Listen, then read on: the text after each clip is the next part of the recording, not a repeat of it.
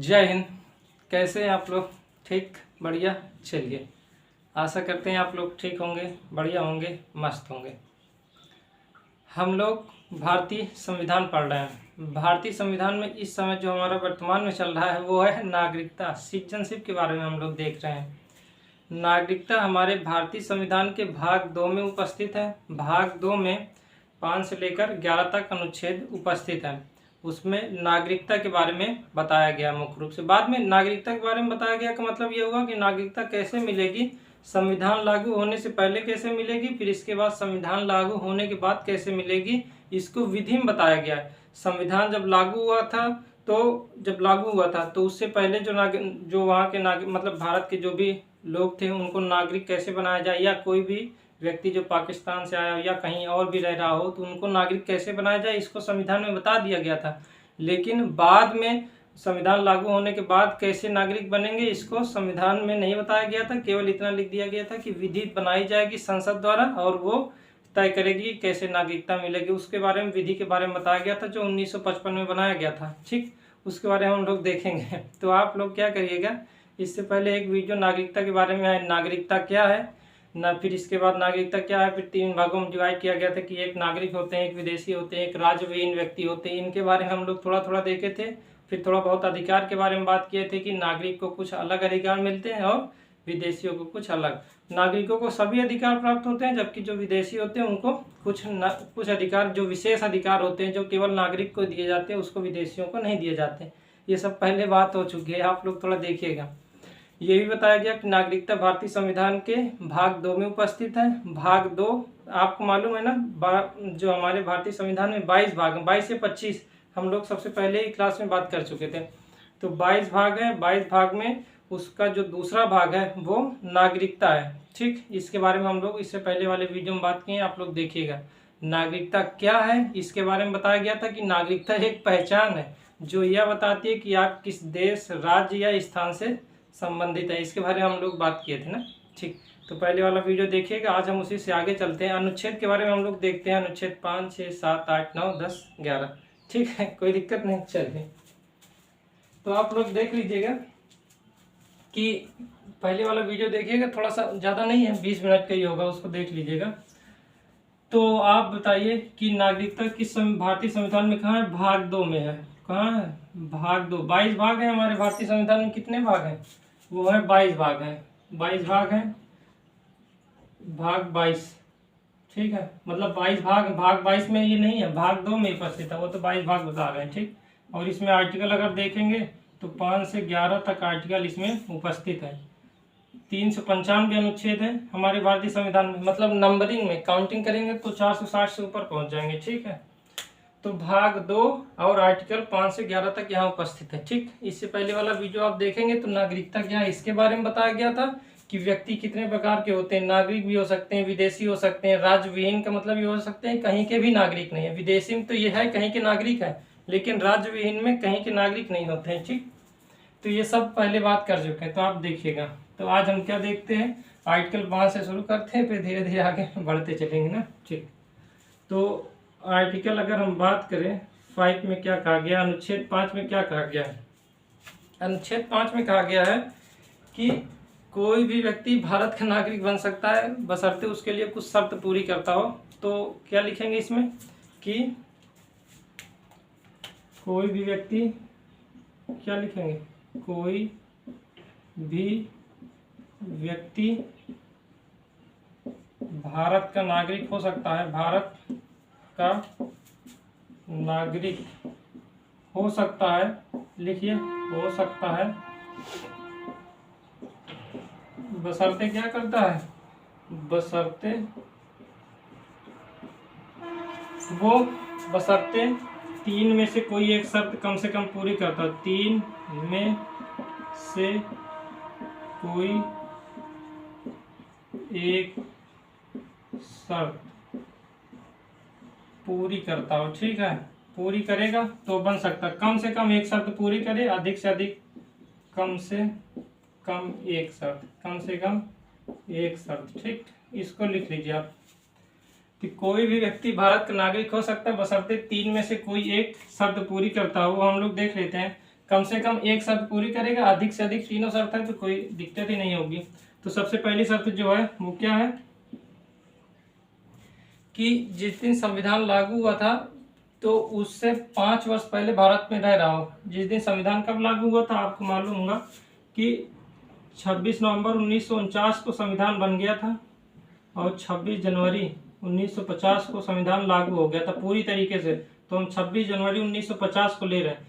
इस दिन संविधान दिवस कब मनाया जाता है? 26 नवंबर को। इस दिन संविधान लागू मतलब कुछ भाग लागू हुए थे, पूरी तरीके से संविधान जो लागू हुआ था वो 26 जनवरी 1950 को लागू हुआ था। इस दिन संविधान पूरी तरीके से बन गया था 26 नवंबर को, लेकिन सभी भाग नहीं लागू हुए थे, कुछ भाग लागू हुए थे, बाकी सारे भाग 26 जनवरी 1950। क्यों ये डेट बढ़ाई गई थी इसके बारे में हम लोग पहले संविधान सभा में बात कर चुके हैं। ठीक है, ठीक। तो व्यक्ति का, या तो पहले व्यक्ति का जन्म भारत में हुआ हो, सबसे पहले लिखिए, पहला क्या है? व्यक्ति का जन्म भारत में हुआ हो, भारत में हुआ हो। ठीक है, पहला ये है कि व्यक्ति का जन्म भारत में हुआ। दूसरा है कि उसके माता पिता, जो व्यक्ति है उसके माता पिता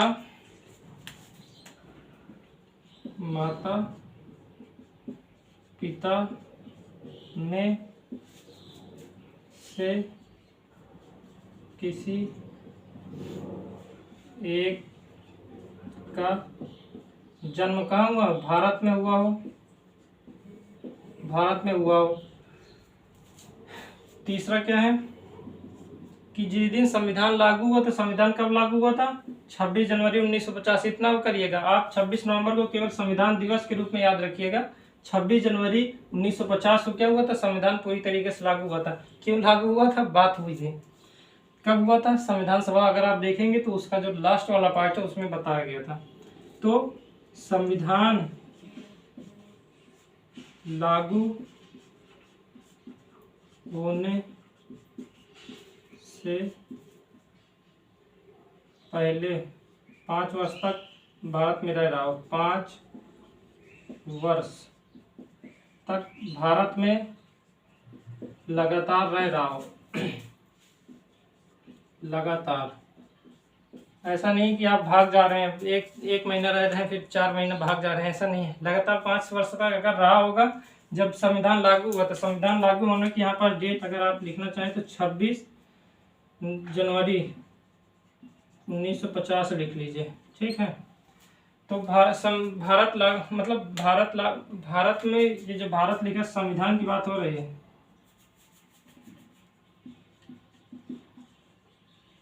संविधान की बात हो रही है। ठीक है, भारतीय संविधान लागू होने से, भारतीय संविधान है, ठीक है, इसे आप भारतीय संविधान कर लीजिएगा।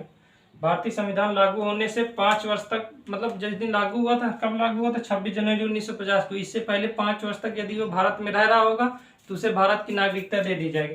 तो इन तीनों में से कोई एक अगर पूरा करता हो, या तीनों पूरा करेगा तो ठीक ही होगा। कम से कम एक लिखा हुआ है, कम से कम एक पूरी करता हो, एक शर्त पूरी करता हो, या तो व्यक्ति का जन्म भारत में हुआ हो, ठीक है, ये शर्त पूरी कर लेगा तो भारत का नागरिक बन जाएगा। दूसरा, उसके माता पिता में से कोई एक, अगर दोनों है तो और बेहतर है, अगर दोनों है तो बेहतर ही है, लेकिन कम से कम एक व्यक्ति क्या हो जाए, या माता या पिता में से कोई एक भारत का नागरिक हो, मतलब भारत में जन्म लिया हो। और दूसरा क्या है, भारतीय संविधान लागू होने से 5 वर्ष पूर्व वो भारत में लगातार रह रहा हो। ठीक, तो इन तीनों में से यदि कोई एक शर्त पूरी करेगा तो भारत का नागरिक होगा। 2 करेगा, 3 करेगा, तब तो हो ही जाएगा, लेकिन कम से कम एक तो होना ही चाहिए। ठीक, ठीक है, अधिकतम कुछ भी हो सकता है, तीनों भी हो सकता है, कम से कम तो एक होना ही चाहिए। तो आर्टिकल 5 समझ में आया? आर्टिकल 5 में कुछ नहीं है, भारत के नागरिक बन सकते हैं, उसके लिए 3 शर्तों में से कोई एक शर्त पूरी करता हो। पहला शर्त यह है कि वह भारत में जन्म लिया हो, दूसरा उसके माता पिता में से कोई एक भारत का जन्म लिया हो, या तीसरे में यह है कि जिस दिन संविधान लागू हुआ था उससे पहले 5 वर्ष तक वो भारत में रह रहा हो तो उसे नागरिक बना दिया जाएगा। ठीक है, ठीक। इसके लिए एक शब्द चलता है, डोमिसाइल नाम से चलता है, डोमिसाइल, डोमिसाइल, इसको आप लिख लीजिए। डोमिसाइल का मतलब ये होता है कि व्यक्ति जहाँ रहता है वहाँ रहना चाहता है, व्यक्ति जहाँ जन्म लिया है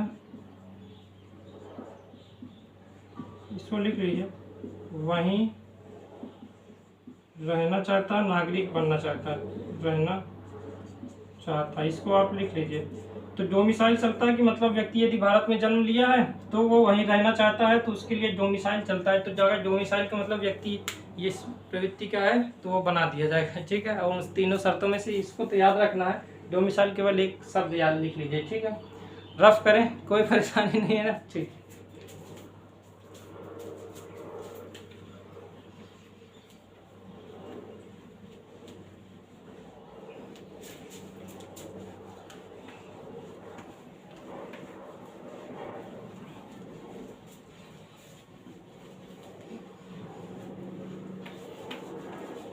अब हम लोग थोड़ा देखते हैं आर्टिकल 6 में क्या कहा गया। आर्टिकल बहुत सरल है, यदि आप देखते जाएंगे, इतना कठिन तो है नहीं, बहुत ही आसान है, यदि हम आप देखेंगे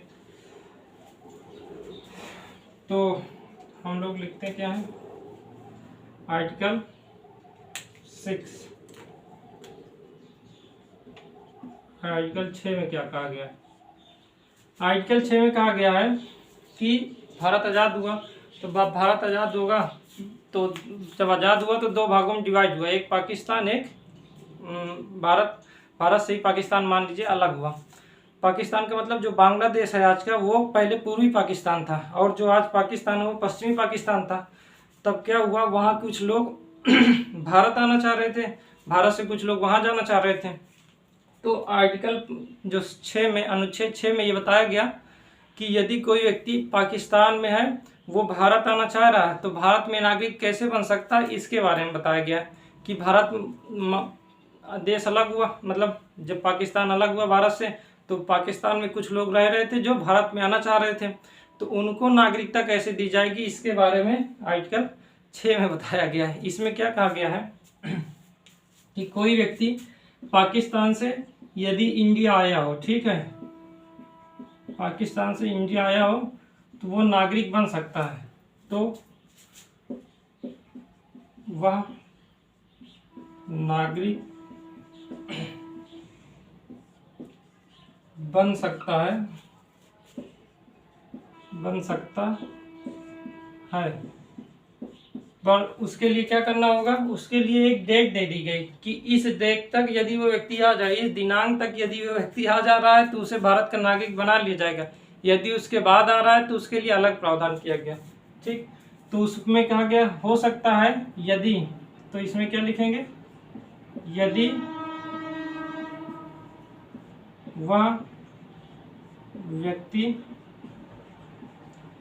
एक तारीख दे दी गई थी, 19 जुलाई दी गई थी, 19 जुलाई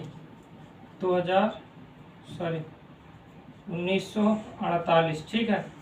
तो यदि वह व्यक्ति इतने तारीख तक आ जाता है, 19 जुलाई तक आ जाता है, तो वह भारत का नागरिक हो सकता है, ठीक है। तो पाकिस्तान से यदि कोई व्यक्ति इंडिया आता है तो वह नागरिक बन सकता है, इसके लिए प्रावधान कर दिया गया अनुच्छेद 6 में। हो सकता है यदि वह व्यक्ति 19 जुलाई 1948 तक आ जाता है, यदि इस तारीख तक आ जाता है 19 जुलाई, 1 साल का समय दे दिया गया था। आज़ाद हुआ था 15 अगस्त को, 15 अगस्त को आज़ाद हुआ था 1947। 14 अगस्त को बना था पाकिस्तान बना था, 14 अगस्त को पाकिस्तान बना और 15 अगस्त को भारत आज़ाद हुआ। तो उसमें क्या हो गया, तो यदि 1 साल का लगभग समय दे दिया गया, लगभग थोड़ा सा 1 महीने कम है, तो 19 जुलाई 1948 तक यदि आ जाता है तो वो व्यक्ति, पाकिस्तान से यदि भारत आता है तो वह व्यक्ति नागरिक बना दिया जाता है। यदि इसके बाद, इस ध्यान रखिए, यदि इसके बाद आता है, इसके बाद लिखिएगा अपवाद में, एक्सेप्शन में, यदि 19 जुलाई 1948 के बाद आता है, 19 जुलाई 1948 के बाद आता है, तो वह व्यक्ति, तो उस व्यक्ति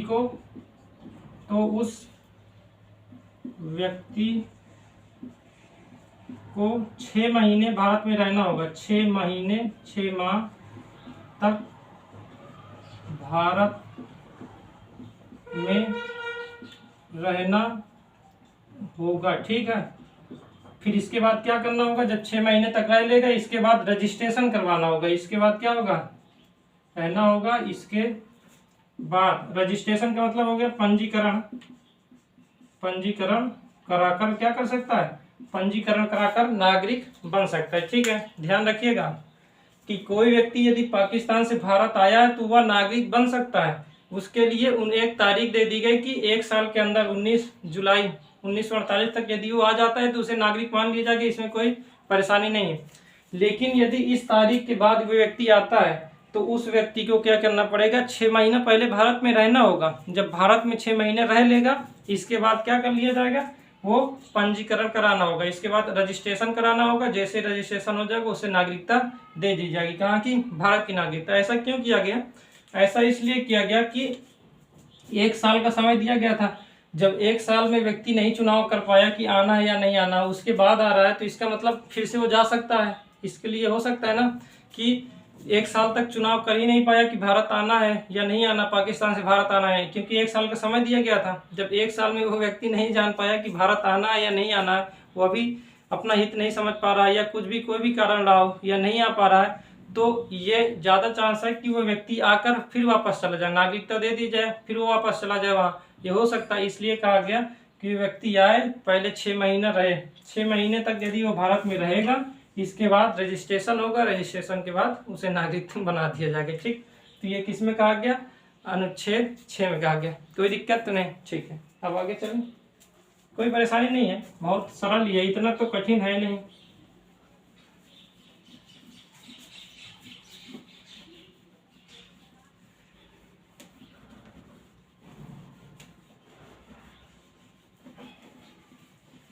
अब हम लोग थोड़ा देखते हैं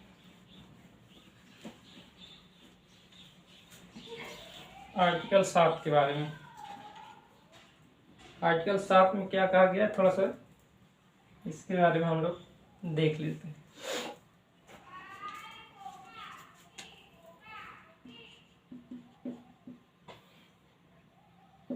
आर्टिकल 7 अनुच्छेद 7 में, अनुच्छेद 7 में ये कहा गया है कि कोई व्यक्ति भारत में रह रहा है, भारत में रहने के बाद वो पाकिस्तान गया, पाकिस्तान से फिर भारत आ गया, तो उन लोगों को नागरिकता कैसे दी जाएगी इसके बारे में बात की गई है।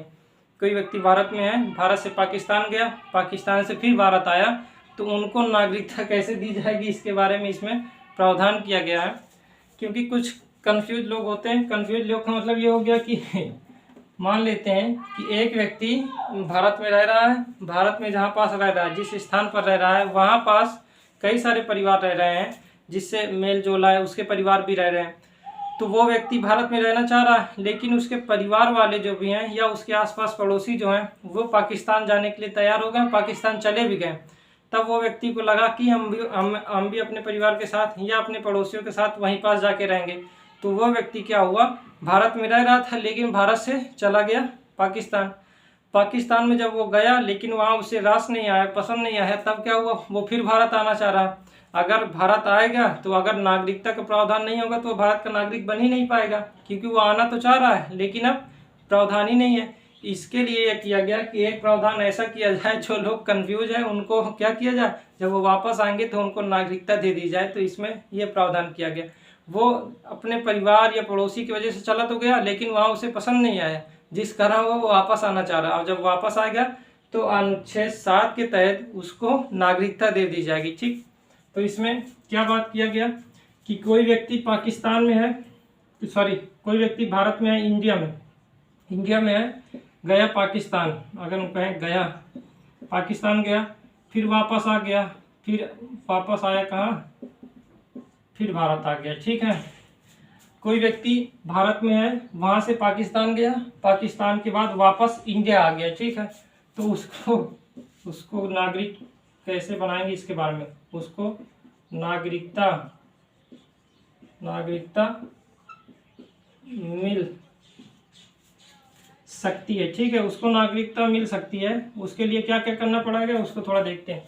एक व्यक्ति भारत में है, भारत से पाकिस्तान गया, पाकिस्तान से फिर इंडिया आया, तो उसको नागरिकता मिल सकती है या भारत का नागरिक बन सकता है उसके लिए क्या करना होगा कि वो व्यक्ति, तारीख वही है, यदि 19 जुलाई 1948 तक आ गया, 19 जुलाई 1948 तक भारत आ गया तो वो नागरिक हो जाएगा। भारत आ गया तो वह नागरिक बन जाएगा। ठीक है, कोई दिक्कत तो नहीं है, कोई परेशानी नहीं होगी। कि यदि व्यक्ति इंडिया में रह रहा है लेकिन उसके पड़ोसी या परिवार वाले पाकिस्तान चले गए, वो भी उनके साथ चला गया लेकिन वहाँ पसंद नहीं आया, वापस भारत आया, तो इंडिया से पाकिस्तान गया, पाकिस्तान से फिर भारत आया तो उसको नागरिकता मिल सकती है। यदि वह इतने तारीख तक आ जाता है तो भारत का नागरिक मान लिया जाएगा। ठीक है, कोई दिक्कत नहीं। दूसरा, यदि इसके बाद आता है 19 जुलाई 1948 के बाद आता है, के बाद आता है तो फिर वही प्रावधान जो पहले वाले प्रावधान में आर्टिकल 6 में था, तो उसको 6 महीने भारत में रहना, तो उसको 6 माह तक भारत में रहना होगा, फिर उसके बाद क्या कराया जाएगा, उसके बाद रजिस्ट्रेशन होगा। रजिस्ट्रेशन का मतलब पंजीकरण होगा।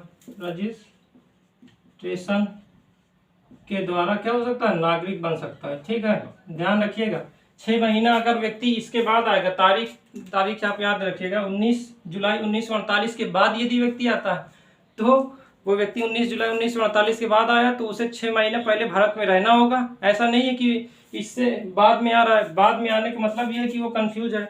अब वो आया और इसके बाद फिर जाना चाह रहा है, तो ऐसा हो सकता है कि वो आ गया, 1 महीना नहीं रुका, फिर वापस चला गया, तो इससे क्या होगा, नागरिकता तो मिल गई लेकिन वो व्यक्ति फिर से चला गया। इसलिए जरूरी है कि वो व्यक्ति 6 महीने तक भारत में आकर रहेगा। जब रह लेगा, इसके बाद क्या किया जाएगा, उसे रजिस्ट्रेशन करवाना होगा। रजिस्ट्रेशन का मतलब पंजीकरण कराना होगा। जब पंजीकरण हो जाएगा तो उस व्यक्ति को भारत का नागरिक मान लिया जाएगा, बना दिया जाएगा। ठीक है, तो आर्टिकल 7 में कौन से कंफ्यूज लोगों के लिए, ठीक है, कोई दिक्कत तो नहीं है, तो समझ में आया। कोई व्यक्ति इंडिया से पाकिस्तान गया, पाकिस्तान से फिर भारत आया तो उसको नागरिकता कैसे मिलेगी, इसके बारे में आर्टिकल 7 में कहा गया। आप लोग एक बात ध्यान रखिएगा, जो ये आर्टिकल हम लोग देख रहे हैं ना, आर्टिकल 5, 6, 7, ये आर्टिकल संविधान लागू होने तक व्यक्तियों को नागरिक बनाने के बारे में है, उसके बाद नहीं है। उसके बाद कहाँ है हम लोग देखेंगे। जिस दिन संविधान लागू हुआ था उस दिन तक कौन कौन नागरिक होंगे इसके बारे में संविधान में बताया गया है। उसके बाद कौन नागरिक होगा इसके बारे में नहीं बताया गया। इसके बारे में विधि बनाने की बात कही गई है, कानून बनाने की बात कही गई है। आर्टिकल 11 देखेंगे, आर्टिकल 11 में यही बात कही गई है कि कानून बनाकर बाद के लोगों को नागरिकता दी जाएगी। तो उसको हम लोग थोड़ा सा देखते हैं, कोई दिक्कत नहीं है, समझ में आया ना। चलिए अब हम लोग थोड़ा सा देखते हैं, ये हो गया। तो आर्टिकल हम लोग देख लेते हैं 8 के बारे में।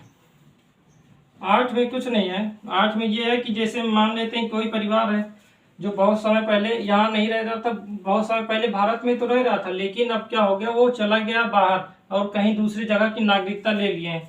और यदि वो दूसरी जगह के नागरिक हो गए हैं और फिर से वो भारत, अब देश आज़ाद हो गया है तो फिर से वो भारत के नागरिक बनना चाह रहे हैं, तो उन लोगों को नागरिकता कैसे दी जाएगी इसके बारे में बात की गई है। ठीक, तो आर्टिकल 8 क्या कहता है, थोड़ा सा देखते हैं।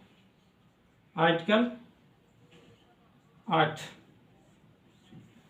इसमें क्या कहा गया है कि यदि कोई व्यक्ति भारतीय मूल का है, आप लिखिए, अभी हम लोग देखेंगे भारतीय मूल का। यदि कोई व्यक्ति, अभी भारतीय मूल का मतलब भारतीय मूल का है, इसे पीआईओ कैसे, पर्सन ऑफ इंडियन, तो वह नागरिक बन सकता है, वह नागरिक बन सकता है, कोई परेशानी नहीं होगी, वह नागरिक बन सकता है। यदि कोई व्यक्ति भारतीय मूल का है तो वह नागरिक बन सकता है। भारतीय मूल का मतलब या इसका बन सकता है, या आप लिखिए किसी के माता पिता कह रहे हैं कि यदि कोई व्यक्ति भारत बाहर रह रहा हो, भारतीय मूल का मतलब ये हो गया कि व्यक्ति, अब थोड़ा देखते हैं, पीआईओ कहते हैं, पर्सन ऑफ इंडियन ओरिजिन। अभी हम पीआईओ के बारे में बात करेंगे। पीआईओ हो गया, ओसीसी हो गया, ओसीआई हो गया, ठीक है, ये कार्ड के बारे में हम लोग बात करेंगे अभी। ठीक, हम लोग भारतीय डायस्पोरा के बारे में बात करेंगे। डायस्पोरा के बारे में जब हम बात करेंगे तो ये फिर से आएगा। यदि कोई व्यक्ति भारतीय मूल का है तो वह नागरिक बन सकता है। कैसे बनेगा हम लोग बात करते हैं। तो मान लेते हैं कि भारतीय मूल का व्यक्ति है। भारतीय मूल का व्यक्ति है कि मतलब भारत में पहले रह रहा था, जब देश नहीं आज़ाद हुआ था उससे पहले भारत में रह रहा था। जब देश आज़ाद नहीं हुआ तो उससे पहले भारत में रह रहा था, लेकिन क्या हुआ, किसी कारणवश वो भारत छोड़कर किसी दूसरे देश चला गया। किसी दूसरे, जैसे मान लेते हैं कनाडा चला गया, कनाडा में चला गया, या कोई देश, अमेरिका चला गया, कोई भी देश हो गया, वहाँ जाकर वो क्या कर लिया, वो वहाँ की नागरिकता ले लिया और वहीं रह रहा है। लेकिन जब देश आज़ाद हुआ तब ये हुआ 1947 को, जब देश आज़ाद हुआ तब ये हुआ कि वो फिर से वापस आना चाह रहा है और भारत में रहना चाह रहा है। भारत में रहना चाह रहा है, तब क्या हुआ, उसको नागरिक कैसे बनाएंगे इसके बारे में फिर से सुन लीजिए। यदि कोई व्यक्ति है, कोई व्यक्ति भारत में रह रहा, मान लेते हैं कि 1910 में, वो 1910 या 1930 मान लेते हैं, 1930 1910 कुछ भी मान लीजिए कि 1930 में व्यक्ति 1930 तक भारत में रह रहा था, लेकिन 1930 में वो यहाँ से चला गया बाहर, कनाडा चला गया या अमेरिका चला गया, वहाँ जाकर वहाँ की नागरिकता ले ली, वहाँ का नागरिक बन गया, तो भारत की नागरिकता नहीं रहेगी। अब वहाँ पास गया, नागरिक बन गया, तब क्या हुआ, 20 साल बाद जब देश आज़ाद हुआ, 15-17 साल बाद, तब क्या 1947-30 में गया था, 17 साल बाद जब देश आज़ाद हुआ तब वो वापस आना चाह रहा है और भारत का नागरिक बनना चाह रहा है। तो उन लोगों को नागरिकता कैसे दी जाएगी इसके बारे में। पर्सन ऑफ इंडियन ओरिजिन का मतलब उनके माता पिता या दादा दादी कोई भारत से संबंधित रहे हो, कभी न कभी कोई संबंधित रहा होगा, तो वो सभी हैं। ठीक है, पीआईओ हो गया, या पीआईओ है कि मतलब भारतीय मूल का व्यक्ति होना चाहिए, इसके माता पिता हो या वही व्यक्ति हो जो व्यक्ति गया है। अभी तो वो मरेगा नहीं, क्योंकि 1930 से 47, 1930 में मान लेते हैं वो 20 वर्ष का रहा हो, और फिर इसके बाद 17 साल बाद वो 1930 में वो 20 वर्ष का रहा हो, 17 साल में आप देखेंगे कि 17 साल उसमें और हुआ, 37 का हुआ, तब वो व्यक्ति तो अभी वो नहीं हुआ, तो वो व्यक्ति आकर भारत का नागरिक हो सकता है। उसके लिए कहा गया है कि उसको वहाँ जो भारतीय दूतावास हो गए या कॉन्सुलेट जाकर, भारतीय जो कॉन्सुलेट है वहाँ जाकर रजिस्ट्रेशन करवाना होगा। भारतीय जो दूतावास है वहाँ पास उस देश में, वहाँ पास क्या हुआ, भारतीय कॉन्सुलेट में, ठीक है, कॉन्सुलेट में क्या करवाना होगा, रजिस्ट्रेशन करवाना होगा। रजिस्ट्रेशन का मतलब हो गया पंजीकरण करवाएगा वो व्यक्ति जाकर कि हम भारत के नागरिक होना चाह रहे हैं, इसलिए हमको भारत का नागरिक बनाया जाए। वहाँ जाकर रजिस्ट्रेशन कराएगा तो उसको, उस व्यक्ति को भारत का नागरिक बना लिया जाएगा। इसमें यह है कि कोई व्यक्ति जो भारत से कभी न कभी संबंधित रहे होंगे, जिसके माता पिता हो या दादा दादी हो या व्यक्ति स्वयं हो, माता पिता दादा दादी, ठीक है, वो व्यक्ति कहाँ हो, भारत से कभी न कभी संबंधित रहे होंगे, तो वो व्यक्ति नागरिक बन सकता है। लेकिन उसके लिए भारतीय कॉन्सुलेट या भारतीय दूतावास जो है, ठीक है, वहाँ जाकर रजिस्ट्रेशन कराएगा। जैसे ही रजिस्ट्रेशन होगा वो भारत का नागरिक बन जाएगा। ठीक है, इसमें वो उन्हीं लोगों के लिए प्रावधान किया गया है जो व्यक्ति यहाँ भारतीय मूल का व्यक्ति यह है कि कहीं और का नागरिक है लेकिन कभी न कभी भारत से संबंधित रहा हो, तो उस व्यक्ति को कैसे नागरिक बनाया जाएगा इसके बारे में प्रावधान किया गया था। ये सब प्रावधान चल रहा है जब तक संविधान लागू हो रहा है, क्योंकि संविधान लागू हुआ 26 जनवरी 1950, तो 1950 तक व्यक्तियों को यह नागरिक बना रहा है। उसके बाद के व्यक्तियों को नागरिक ये नहीं बनाएगा। बाद में हम लोग देखेंगे, अभी बाद में मतलब कल देख लेंगे, उसमें हम लोग देखेंगे कि एक अधिनियम आया था जिसे कहते हैं नागरिकता अधिनियम आया था। अभी आप सीए का नाम सुने, सीए का नाम सुने होंगे, ठीक है, सिटीजनशिप अमेंडमेंट एक्ट। उसमें ही जो 1955 में मूल जो अधिनियम है 1955 का, उसमें प्रावधान किया गया है। आर्टिकल 9 में क्या कहा गया थोड़ा सा देखते हैं फिर बात। इसमें यह कहा गया कि एकल नागरिकता के बारे में बात की गई। एकल नागरिकता, सिंगल सिटीजनशिप के बारे में बात की गई, ठीक है, सिंगल सिटीजनशिप के बारे में बात की गई है।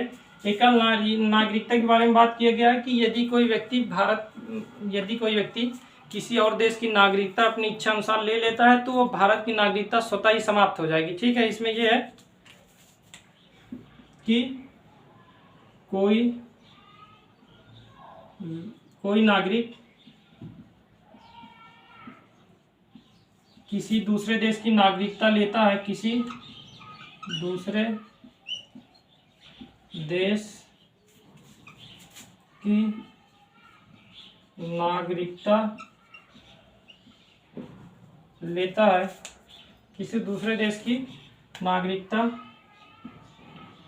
लेता है तो भारत की नागरिकता स्वतः ही समाप्त हो जाएगी। भारत की नागरिकता स्वतः ही समाप्त हो जाएगी। ठीक है, कोई नागरिक किसी दूसरे देश की नागरिकता लेता है तो भारत की नागरिकता स्वतः ही समाप्त हो जाएगी। ठीक है, एकल नागरिकता, सिंगल सिटीजनशिप। ठीक है, सिंगल सिटीजनशिप का मतलब ये होगा कि एक ही जगह का नागरिक होगा। यदि कोई भारत का नागरिक है, वो भारत का नागरिक तो है लेकिन कहीं और की नागरिकता ले लिया है, तो यदि मान लेते हैं अमेरिका, कनाडा, कहीं की भी नागरिकता ले लिया है, तो वहाँ का जैसे ही नागरिक होगा भारत की नागरिकता स्वतः समाप्त हो जाएगी। कोई कानून बनाना नहीं पड़ेगा कि इस व्यक्ति को हटाओ, इस नाम से लिस्ट से हटाओ नागरिक, ऐसा नहीं है। वो वहाँ का नागरिक बना, यहाँ से स्वतः समाप्त हो गए। ठीक, जैसे अक्षय कुमार आप देखिए 2011 में ही वो क्या किए हैं, वो कनाडा के नागरिकता ले लिए थे। तब वो क्या हुआ, तो भारत की नागरिकता नहीं, मतलब भारत की नागरिकता उनकी समाप्त हो गई। जैसे 2011 में जैसे ही नागरिक बने वहाँ के, वैसे ही यहाँ की नागरिकता उनकी समाप्त हो गई। ठीक है, और भी कई सारे लोग हैं। अब जैसे आलिया भट्ट को देखेंगे, वो भी इसी तरह है कि नागरिकता दूसरे जगह के लिए, तो वो भारत की नागरिकता उनकी स्वतः ही समाप्त हो गई। अक्षय कुमार हो गए, ये सभी लोगों की नागरिकता मतलब 2011 में नागरिकता। इसके बाद अभी ये बीच में चर्चा हुआ कि ये वहाँ के नागरिक हैं, तो बहुत सारा विवाद हुआ बाद में इसके बारे में। वो कहें कि हम भारत की नागरिकता फिर से ले रहे हैं, ये ले रहे हैं, मतलब वो तो सब चल रहा है। लेकिन आप ये देखिए कि वो जैसे ही 2011 में नागरिक बने थे वहाँ के कनाडा के, वैसे ही भारत की नागरिकता उनकी समाप्त हो गई थी। ये देश जानने की बात है। ठीक है, ठीक है, तो कोई भी व्यक्ति जो कहीं और की नागरिकता लेगा उसकी भारत की नागरिकता समाप्त हो जाएगी। ठीक है, अभी हम लोग नागरिकता अधिनियम देखेंगे, वहाँ पास मतलब राज्य भी ऐसा कर सकता है, कानून बनाकर हटा सकता है, लेकिन उसके लिए जब कोई नागरिक बना होगा तब किया जाएगा। कोई जन्म लिया होगा भारत में तब नागरिकता कभी समाप्त नहीं होगा। कोई भारत में जन्म लेकर यदि नागरिक बना है उसकी नागरिकता कभी भी नहीं समाप्त होगी। ठीक है, ठीक, तो सिंगल सिटीजनशिप का मतलब समझ में, एकल नागरिकता। इसके बारे में हम लोग अभी बात करेंगे कि दोहरी नागरिकता, सिंगल नागरिकता क्या होती है। अमेरिका, स्विट्जरलैंड जैसे देशों में क्या होता है, दोहरी नागरिकता के बारे में बात की गई है। तो वहाँ पास क्या है, भारत में क्या है, इस उसमें डिबेट क्या है, इसको हम लोग देखेंगे। ठीक, तो आर्टिकल 9 में सिंगल या एकल नागरिकता के बारे में बात किया गया है। ठीक, कोई दिक्कत तो नहीं है। ठीक है, अब हम लोग थोड़ा सा देखते हैं, क्या देखते हैं, आर्टिकल 10। आर्टिकल 10 का मतलब अनुच्छेद 10। आर्टिकल 10 या आर्टिकल 10 कहें, इसमें क्या कहा गया है कि कोई व्यक्ति भारत का नागरिक है, कोई व्यक्ति जो व्यक्ति मान लेते हैं भारत का नागरिक है, तो उसको सुरक्षा दी जाएगी, गारंटी दी जाएगी। ठीक है, कोई व्यक्ति के यहाँ का है, कोई व्यक्ति भारत का नागरिक है, इसको लिख लीजिए, भारत, कोई व्यक्ति भारत का नागरिक है तो उसको संसद विधि बनाकर सुरक्षा देगा। ठीक है, तो क्या करेंगे, संसद विधि बनाकर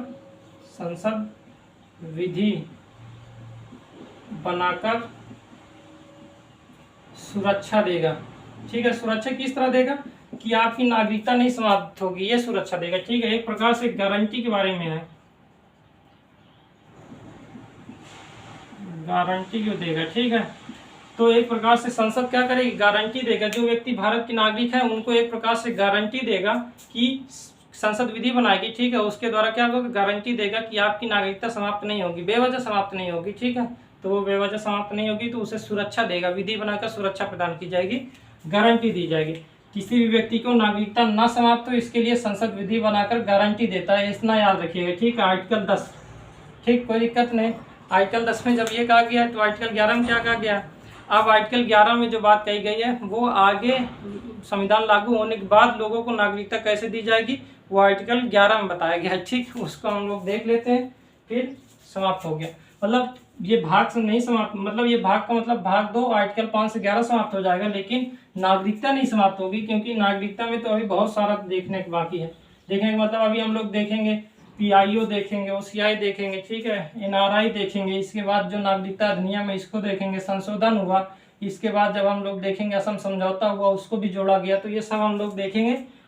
इसके बाद अभी देखिए CAA पर विरोध हुआ था, उसमें जो धीरे धीरे संशोधन होते गए उसके कारण जो विरोध हुआ उसको देखेंगे, ठीक है। तो भाग का मतलब यहाँ पास आर्टिकल 5 से 11 समाप्त हो जाएगा, लेकिन इसके बाद वह भी और देखेंगे, ठीक। तो आर्टिकल 11 क्या करता है कि संसद विधि बनाकर व्यक्तियों को नागरिकता दे भी सकते हैं, ठीक है। नागरिकता की प्राप्ति और समाप्ति के बारे में कानून बनाएंगे, ठीक है। विधि बनाकर किसी भी व्यक्ति के नागरिक कैसे बनेगा, एक्विजिशन कहते हैं। एक्विजिशन इसे कहते हैं टर्मिनेशन, ठीक है। तो कोई व्यक्ति देखें, संसद विधि बनाकर किसी भी व्यक्ति की नागरिकता समाप्त भी कर सकता है और किसी भी व्यक्ति को नागरिक बना भी सकता है। इसे अर्जन कह सकते हैं। एक्विजिशन मतलब अर्जन, देना होता है। नागरिक कैसे बनेंगे, समाप्ति का मतलब समझ ही रहे हैं, समाप्त कर देना, ठीक है, टर्मिनेट कर देना।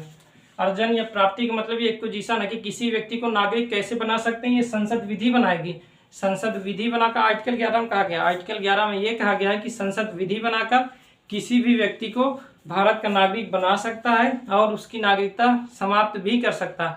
अब ध्यान करिए, आर्टिकल 5, 6, 7, 8, 9, 10, ठीक है। जो 9, 10 है, ये सब 9 तो सिंगल नागरिकता है। इसके बाद 10 में यह बताया गया है कि विधि बनाकर उसको सुरक्षा दी जाएगी। लेकिन अगर आप देखेंगे 8 तक देखेंगे तो ये संविधान लागू होने तक नागरिकता देता है। संविधान लागू होने के बाद की नागरिकता के बारे में नहीं बात करता। तो संविधान लागू होने के बाद जो नागरिकता देता है वो संसद जो विधि बनाती है वो देता है। और संसद विधि एक बनाई है जिसे कहते हैं नागरिकता अधिनियम। इसको हम लोग देखेंगे, अच्छे से देखेंगे। नागरिकता, इसमें क्योंकि जन्म के आधार पर, वंश के आधार पर, रजिस्ट्रेशन के आधार पर, नेचुरलाइजेशन के आधार पर, इनकॉर्पोरेशन ऑफ इन टेरिटरीज के अनुसार पर, ये कई सारे क्षेत्र के आधार पर दिया जाता है नागरिकता। तो उसके बारे में देखेंगे, ठीक है। नागरिकता अधिनियम 1955, इसको लिख लीजिए इतना, कल हम इसके बारे में अच्छे देखेंगे। इसमें 5 प्रकार से तो नागरिकता दी जाती है, बाद में इसी असम समझौता शामिल कर दिया गया। फिर इसके बारे में टर्मिनेशन हो गया, 3 प्रकार से नागरिकता समाप्त होती है, उसके बारे में भी इसी में सब बात किया गया। इसमें 19 धाराएं हैं। 19 धाराओं हमको नहीं देखना है, कुछ ही धाराएं देखनी है। 19 धाराएं हैं, उसमें कुछ ही धाराएं देखनी है। जैसे हमको देखनी है 3, 4, 5, 6, 7 देखनी है, इसके बाद 8, 9, 10 ऐसे देखना है, तो हम लोग देख लेंगे, ठीक है। तो नागरिकता अधिनियम के द्वारा क्या बात किया गया था, संसद विधि बनाकर, ठीक है, किसी भी व्यक्ति की नागरिकता किसी भी व्यक्ति को नागरिकता दे सकती है और नागरिकता की समाप्त भी कर सकती है। ऐसा नहीं कि देगी। ध्यान रखिएगा, नागरिकता समाप्त उन्हीं व्यक्ति की होगी जो नागरिकता प्राप्त करे होंगे। जो जन्म से नागरिक हुए होंगे उनकी नागरिकता कभी भी समाप्त नहीं होगी। जन्म से नागरिकता नहीं समाप्त होगी, ये इसमें बात किया गया। नागरिकता अधिनियम 1955 में बताया गया, हम लोग देखेंगे भी कि जन्म से यदि कोई व्यक्ति भारत में जन्म लिया, उसके आधार पर नागरिक बना है, तो उसकी नागरिकता कभी भी समाप्त नहीं होगी। लेकिन यदि कोई रजिस्ट्रेशन के द्वारा, नेचुरलाइजेशन के द्वारा हुआ होगा, तो उन व्यक्तियों की नागरिकता समाप्त हो सकती है, ठीक है। इसके में बताया गया है, हम लोग इसके बारे में कल देखेंगे, ठीक। तो आर्टिकल 11 या मालूम है कि संविधान लागू होने तक तो हम नागरिक बना दे रहे हैं, लेकिन इसके बाद जब नागरिक बनाया जाएगा तो वो संसद विधि बनाएगी। यही कहा गया, हर जगह कहा गया कि कुछ महत्वपूर्ण बातें संसद मतलब संविधान में शामिल कर दी गई हैं। इसके बाद ये कह दिया गया कि संसद या विधानमंडल, कहीं कहीं विधानमंडल भी है कि संसद विधि बनाकर, या कहीं कहीं विधानमंडल भी शामिल है कि संसद या विधानमंडल विधि बनाकर क्या होगा, ये करेगी वो करेगी, ये सारी बातें सम्मिलित किया गया। तो इसमें क्या है, संसद के बारे में अधिकार दिया गया कि संसद, क्योंकि नागरिकता भारत की होती है, राज्य की नागरिकता नहीं है। जैसे यहाँ पास संघीय व्यवस्था है लेकिन पूरी तरीके से नहीं है। जो अमेरिका है वहाँ पास राज्य की भी नागरिकता होती है और देश की भी नागरिकता होती है। तो वहाँ के लोग 2 जगह के नागरिक हो जाते हैं। लेकिन भारत में केवल देश के नागरिक हैं, राज्य के नागरिक नहीं है। क्योंकि जब हम संविधान का भाग 1 पढ़ रहे थे, संघ एवं राज्य क्षेत्र, उसमें बताया गया था कि राज्य को तोड़ मरोड़ सकता है, केंद्र जब चाहे तोड़ मरोड़ सकता है। तो इसका मतलब यह हो गया कि कभी भी उसके नाम, सीमा, क्षेत्र को परिवर्तन किया जा सकता है। इसका मतलब उनको सुरक्षा ही नहीं प्रदान है, जबकि अमेरिकी राज्य को सुरक्षा प्रदान है। जब सुरक्षा ही नहीं प्रदान तो दोहरी नागरिकता के यहाँ पास कोई औचित्य ही नहीं बनता, ठीक है, कोई दिक्कत तो नहीं, ठीक। तो समझ में आया, हो गया, इतना ही था आर्टिकल 5, 6, 7, 8, 9, 10, 11 इतना ही था। इसके बाद हम लोग नागरिकता अधिनियम देखेंगे। नागरिकता अधिनियम 1955 हम लोग देखेंगे। इसमें परिवर्तन हुआ 1985, 86, 93 में हुआ, 2003 में हुआ, इसके बाद 2004 में, फिर इसके बाद 2015-16 में होना था, फिर इसके बाद 2019 में हुआ पूरी तरीके से, जिस पर विरोध भी हुआ है। हम लोग पूरी बात करेंगे, कोई दिक्कत नहीं है। ये इसी को लेकर हुआ है, ठीक है। जो CAA है, इसको क्या कहेंगे? इसे तो ये सिटीजनशिप एक्ट कहेंगे। इसे कहेंगे सिटीजनशिप एक्ट। ये हो गया एक्ट। तो सी एक्ट मतलब CA हो गया, इसे CA 1955 कह सकते हैं। जो CAA है, CAA अमेंडमेंट एक्ट 2019 का, इसमें परिवर्तन हुआ। इसमें बहुत सारे परिवर्तन 1985-86 में भी हुआ है, 1993 में हुआ भी। इसके बाद हम देखेंगे 1990 में भी हुआ है। 1990 में हुआ जब वुमेन्स कमीशन आया, तब भी हुआ, महिला आयोग आया। इसके बाद 2003 में हुआ, 2003-04 की बात करें। फिर इसके बाद 2014-15 में, फिर इसके बाद हम लोग देखेंगे 2019 में हुआ। 14-15 वाला ही आगे चलकर 2019 का संशोधन पूरी तरीके से हुआ बाद में, क्योंकि उस समय संसद भंग हो गई थी, इस कारणवश पूरा नहीं आ पाया था। हम लोग देखेंगे, परेशान बिल्कुल मत रहिए। आप लोग केवल इतना ध्यान रखिएगा, इसके बारे में हम लोग बात करेंगे आगे, कोई दिक्कत नहीं है, ठीक। कैसा लगा बता दीजिएगा। हम लोग मिलेंगे कल आगे चलेंगे। हम लोग नागरिकता अधिनियम देखेंगे। नागरिकता अधिनियम में जन्म के आधार पर नागरिकता कैसे देते हैं, वंश के आधार पर नागरिकता कैसे देते हैं, रजिस्ट्रेशन के आधार पर कैसे देते हैं, इसके बाद प्राकृतिक या नेचुरलाइजेशन के द्वारा कैसे देते हैं, फिर कोई क्षेत्र भारत में सम्मिलित हो गया, उसके आधार पर नागरिक कैसे बनाएंगे, इन सब के बारे में यहाँ जवाब मिलेगा नागरिकता अधिनियम में, ठीक। कोई दिक्कत नहीं, ठीक है। हम लोग अब मिले कल। ओके, बता दीजिएगा आप लोग कैसा लगा। इससे पहले वाले वीडियो देख लीजिएगा, ठीक है। ओके।